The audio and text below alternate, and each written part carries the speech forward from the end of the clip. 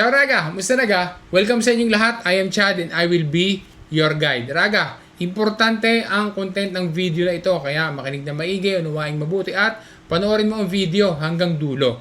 Majority ng ating mga kababayang OFWs dito sa Italia ay nasa settore lavoro domestico. Nagtatrabaho sila bilang mga assistenti familiare. Gaya ng golf, badante, babysitter, etc. Ano ba ang sinasabi ng CCNL Lavoro Domestico regarding sa ferie nila? Ilang araw ba talaga ang ferie? 26 days din ba kahit na part-timer? Kailan ba pwedeng gamitin ang ferie? Every August lang ba? Pwede ba na hindi gamitin ang ferie at pabayaran na lang sa amo yung para sa mga araw ng ferie? Habang naka-ferie ba, binabayaran pa din ba ng amo ang contributi imps o napapatigil muna? Alamin natin ang detalye Raga. Dopo na sigla, partiamo!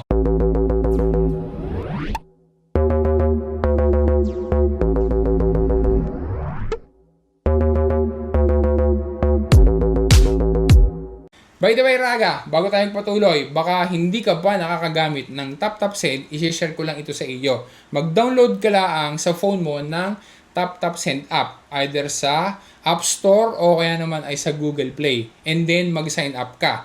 Para no need ka nang pumunta sa bangko o sa remittance center. Sa smartphone mo lang ay makakapagpadala ka na ng pera sa Pilipinas ng libre, as in no transfer fee kapag ka magpadala sa banks at saka sa mobile wallets kagaya ng GCash. Lowest transaction fee naman kapag via cash pickup. Poy, meron pang welcome bonus na mapapadagdag doon sa padala. Gamitin lang ang promo code na RAGACHAD sa first ever transfer. Kaya Raga, itap-tap send mo na yan. Pagdating sa usapin tungkol sa ferie o vacation leave ng mga golf, badante, babysitter, ng lahat ng mga workers na nasa Lavoro Domestico para matukoy at maliwanagan sa pangunahing karapatan na yan bilang isang worker, ang basehan natin ay ang CCNL Lavoro Domestico. Specifically, nandito sa Artikulo 17 ng CCNL ng Lavoro Domestico ang lahat ng dapat na malaman at maging basehan para sa usapin patungkol sa ferie o vacation leave ng mga golf, badante, babysitter. Sila yung mga workers na nasa Lavoro Domestico. Nakasaad diyan ang lahat ng dapat malaman about sa calculations, compensation, at mga rules na dapat nasundin. Ang link ng CCNL Lavoro Domestico ay ilalagay ko sa comment section. Pero para ganap na maunawaan ang mga nakasaad diyan sa Artikulo 17 at kung paano ito gumagana, ay maaari na maging komplikado kasi hindi yan na simple na usapin lamang. Sa video guide na ito, ipapaliwanag natin ang lahat ng kailangan mong malaman sa isang simple pero komprehensibong paraan. Ilan ba talaga ang ferie ng mga nasa Lavoro Domestico? Ang sabi sa Artikulo 17 ng CCNL Lavoro Domestico, anuman ang haba at distribusyon ng mga oras ng pagtatrabaho para sa bawat taon ng serbisyo sa parehong employer, ang trabahador ay entitled sa ferie o vacation leave na 26 working days kada taon. Importante na maging malinaw ito na ang ferie ay unti-unting naiipon habang tumatakbo ang isang taon at kada buwan ng pagtatrabaho. Nakakaipon ng humigit ng kaunti sa 2 araw ng ferie. Precisely ay 2.16 days every month. Kailan at paano naman gamitin ang ferie?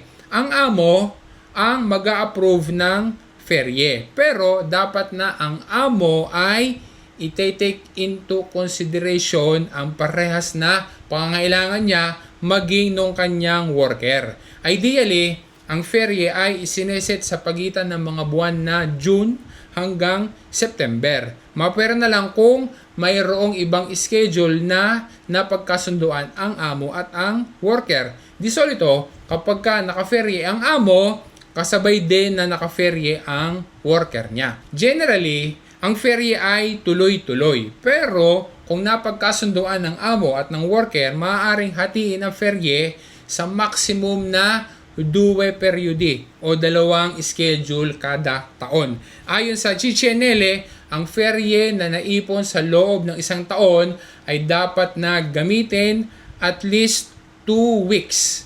Poy, yung natitira na another 2 weeks ay dapat namang gamitin sa loob ng susunod na 18 months. Usually, ang paggamit ng ferye ay durante ng summer period. Pero, hindi naman ipinagbabawal. Nasa ibang buwan ng taon gamitin ang ferye. As long as nagkasundo, okay, mayroong maayos na agreement ang amo at saka ang worker. Ang mga araw ng linggo at ang mga araw ng holidays ay hindi iyan isinasama sa bilang ng araw ng ferye. If ever na ang araw ng holiday ay pumatak sa araw na ikaw ay naka-ferye, hindi iyon dapat na ibabawas o isasama sa bilang ng araw ng ferye o doon sa bilang ng mga araw ng ferye. Sa Coma 8, Artikulo 17 ng CCNL Lavoro Domestico, nabanggit doon na kung ang isang worker ay hindi Italian citizen at kailangan niyang makagamit ng mas mahabang ferye para sa pag-uwi niya o pagbabakasyon niya sa kanyang country of origin, kung siya ay magre-request at siya ay papayagan ng kanyang amo, posible na gamitin ang mga ferye na naipon niya for a maximum period of 2 years. Kung hindi ka pa Italian citizen, then magsasabi ka sa iyong amo, Poy, papayag ang iyong amo, maaari na ang naipon na ferye para sa isang taon ay hindi mo gagamitin agad lahat.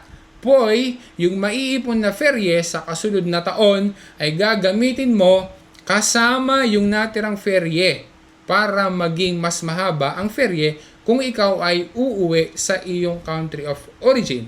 Specifically, tayong mga Pilipino ay di sa Pilipinas.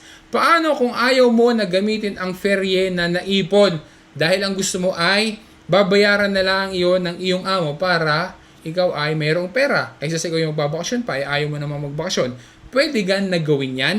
Ang ferye ay hindi maaaring bayaran o isasama sa busta paga dahil sa hindi nagamit ang ferye. Mapera na lang sa case na kung halimbawa na natapos na ang Raporto di Lavoro. Kailangan talagang bayaran. Sa madaling salita, ang ferye, ang purpose niyan, kailangan yan na i-enjoy para ang isang laboratory ay makapagpahinga, makapag-recupero ng lakas, at ma-improve ang kanyang physical and mental well-being na kailangan din niya sa kanyang pagtatrabaho. Sa panahon ba na naka-ferye ang isang worker ay binabayaran pa din ang kanyang contributive. Halimbawa, naka-ferye yung isang golf o kaya badante o babysitter. Natigil ba yung pagbabayad ng contributive habang naka-ferye? Ang sagot, Raga, sa panahon na naka-ferye ang isang worker, ang isang coffee, badante o babysitter, ang amo ay dapat na patuloy pa rin na babayaran ang contributives niya. Just as if na nagtatrabaho pa rin ang worker. Kung gusto ba o kailangan ng amo, pwede ba ang amo na mag-asunto o kumuha ng substituto o sub sa panahon na ang kanyang worker ay naka-ferye? Yes, pwede yan. Pwede ang amo na mag-asunto kon kontrato a termine. That way, mayroong gagawa ng mansyonin ng worker na naka-ferye. Yung trabaho ng worker na naka-ferye, mayroong gagawa at tuloy-tuloy pa rin. Okay? Yung pangangailangan ng amo. Kaya pwedeng mag-asunto pansamantala ng sub. Paano ba ang computation ng bayad sa ferye? Nakadepende yan mainly sa kung anong tipo ng kontrato. Ang convivente o yung tinatawag na naka-visa, ang kanyang sweldo para sa ferye ay kaparehas ng kanyang normale na sahod kada buwan. Take note, durante ng ferye, dahil hindi naman nagbe-benefit ang worker para sa Vito e Alloggio, kundi dapat na mabayaran siya ng additional allowance para doon. Para naman doon sa mga workers na hindi convivente, yung per hour lang sila o part-timer, iba ang computation. Sa kasong ito, kukunin ang average ng buwan ng sweldo at hahatiin ito sa 26. Ito magiging halaga ng isang araw ng ferye. Yun ang equivalent noon. Tapos ay imumultiply sa bilang ng mga araw na babayaran. Are ang isang sample computation para sa isang worker na hindi naka-visa at naglalaboro 4 hours a day at 5 days a week.